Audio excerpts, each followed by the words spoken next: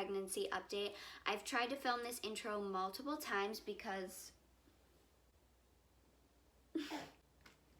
little crazy man is running in and out of my room, taking all sorts of things, so bear with me. But I'm going to start off with baby facts like I did in my last video. So I'm going to put them up on the screen. And the first one I want to talk about is baby's weight gain. So he gains ½ pound every single week until he's born. So he's going to be doubling his birth weight. So my last appointment, I found out he's around 4 pounds. So I'm pretty sure I'm going to have another big baby around 8 pounds. I hope he's a little bit smaller, but honestly, like, them being chunky is just so cute. So I honestly hope that he is a chunky baby. They also say your baby's the size of a butternut squash, which if you've seen those, they're pretty big. Like, your baby's definitely packing on pounds now.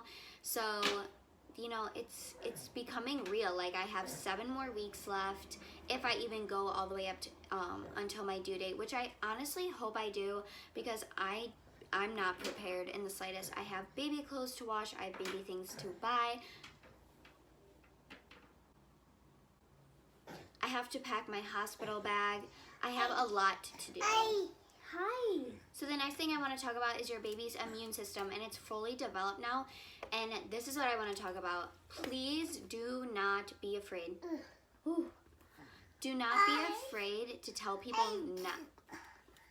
Don't be afraid to tell people to wash their hands before they touch your baby, or just to not kiss them, because I know a lot of relatives like to do that. And I've heard horror stories from people I know and people that I don't know. I've just read about babies getting really sick. Just because their immune system is developed doesn't mean that they have a strong immune system, considering they were just born. So just don't be afraid to, like, you know, speak your mind. It is your baby. I know it can be a little bit uncomfortable. I had no problem telling people whatsoever. As soon as Landon was born, my mom was there and I was like, don't kiss him. And she was so thrown off. She was like, what?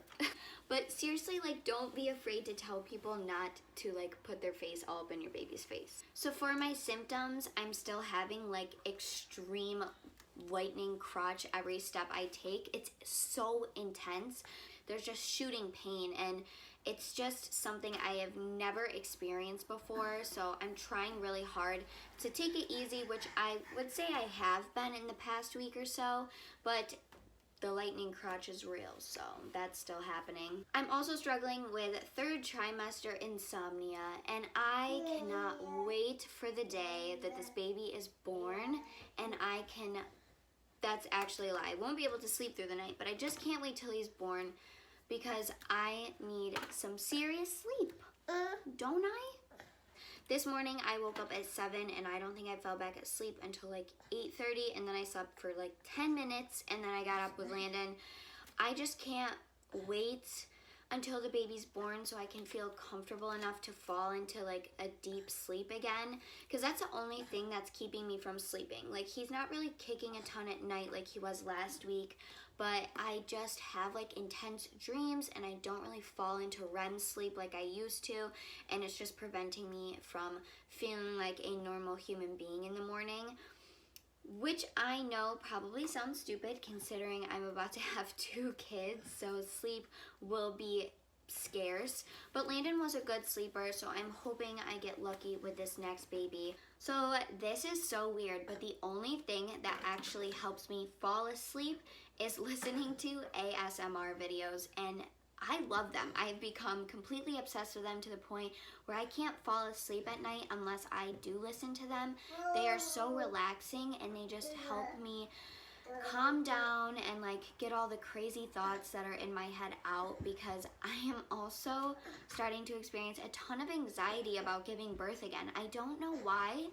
Especially because my labor was so easy with Landon. Like, it was honestly a breeze. I was in labor for 7 hours. Yes, it hurt. Yes, the ring of fire is real and I will experience it again. But honestly, I can't complain. But I feel like that plays in a role of why I'm scared, because if that was so good but so painful, I can't imagine what it's gonna be like if it's worse and more painful. I am so bad with handling pain. Like, it's just, I don't know, I've been researching a lot of breathing techniques. I'm just really anxious, and I feel like I think about it the most while I'm like getting ready to go to bed. Like I'm just laying there and I'm like, I am really terrified for this baby to come because the pain is just so intense. And then when I start to relax and calm down, I just remember like what it felt like when Landon was laid on my chest and all of those amazing feelings, and like the experience is just like no other. But like I said, I have been researching a lot of like breathing techniques, and I heard that like once you're in the groove of just focusing on your breathing, you're not focusing as much on the pain. So I'm hoping, hi honey, I'm hoping that that helps me. I feel like I handled my contractions before pretty well. I didn't cry. I started to like choke up right when the anesthesiologist was walking in my room, and then I had a huge panic attack when I was about to get my epidural because I am terrified of needles. And I of course looked up all of these videos of people getting epidurals, and I was like mortified, like so scared, and that was the only thing I could think about when I was about to get one.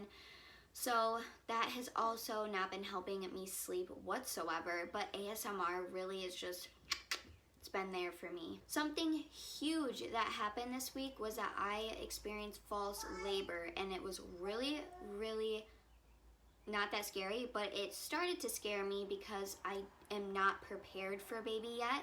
So I think it was early Friday afternoon, I want to say, and I started to experience weird feelings in my stomach. They were not Braxton Hicks. I experienced my Braxton Hicks basically just like my stomach getting rock hard. It's just extremely hard. I can see like the baby's outline on my stomach. Those are what my Braxton Hicks feel like. So I know the difference between that and contractions. It was a really deep, low pain, and it was kind of like a burning sensation, or like almost like gas pains, I guess you can relate it to. It felt super uncomfortable. It was going on for a little bit. I didn't know if I should time them. I felt ridiculous even thinking about it. But after a good 10 minutes, I was like, okay, I think I should time them because they are like going away and then kind of coming right back. So I timed them on the same app I timed Landon's contractions with. And after I think 4 or 5 of them, it said I was in labor. And to get ready, I was in early labor, so don't go to the hospital yet. I still have some time. So I was like, holy crap. Please don't let this be the real thing. So I just was being really calm. I called the on-call nurse and I told her I'm experiencing contractions, but I'm only 33 weeks. And she was like, okay, keep timing them, call us back. So I waited. My doctor at the time was delivering a baby at the hospital, so I wasn't able to talk to her, but she said, just keep timing them. It's really early. I'll get a hold of your doctor. So I kept timing them. So after about a half hour, they had stopped. So I called my nurse back and I was like, okay, like I don't think this is anything anymore. I'm not feeling anything. And she said, let me just have your doctor still call you, make sure everything's okay. So when she was able to call me, she was like, I don't want you doing anything. I want you to like stay in bed all day. I want to make sure that the contractions have completely stopped. I ended up having to work that day. So I was like, I work all weekend. Like, I'm not sure what I should do. She was like, take, the weekend off. I don't want you going into work. I won't even be able to check if you're dilated until Monday. So she said not to come in. It's not that serious, especially if they stopped. So I was really afraid that I was going to be pulled from work, and she said it most likely will be the case considering of all the other problems that have been happening, like my low blood sugar scare where I felt like I was going to pass out, and then all the pelvic pain I've been feeling. We just want this baby in here as long as possible. So I had to call my work and tell them that I wasn't going to be working anymore, and I eventually was able to talk to my doctor yesterday, and I am allowed to go back to work. What are you doing? Thankfully, I am honestly itching to go back to work. I'm so bored. I have a lot to do, but I really like my job and the people that I work with. So I'm excited that I am able to go back, but that was so scary. I just was not ready, and the thought that this baby could come before his due date is just something that I don't think I'm prepared for yet. Landon was right on his due date, and I always hear about people going over their due date. I always feel like it's really rare for women to go before, but now that I'm pregnant again and I'm watching like more vlogs and stuff like that, it's actually just as common for women to go into labor early. Alright you guys, that is everything for this week. Thank you guys so much for watching. If you have any video suggestions, feel free to put them in the comments below, and go ahead and subscribe to stay connected with me throughout my whole pregnancy and to see baby boy come into this world. I'm so excited. There's not much time left. I have a lot to do, and I plan on vlogging all of it for you guys to experience with me.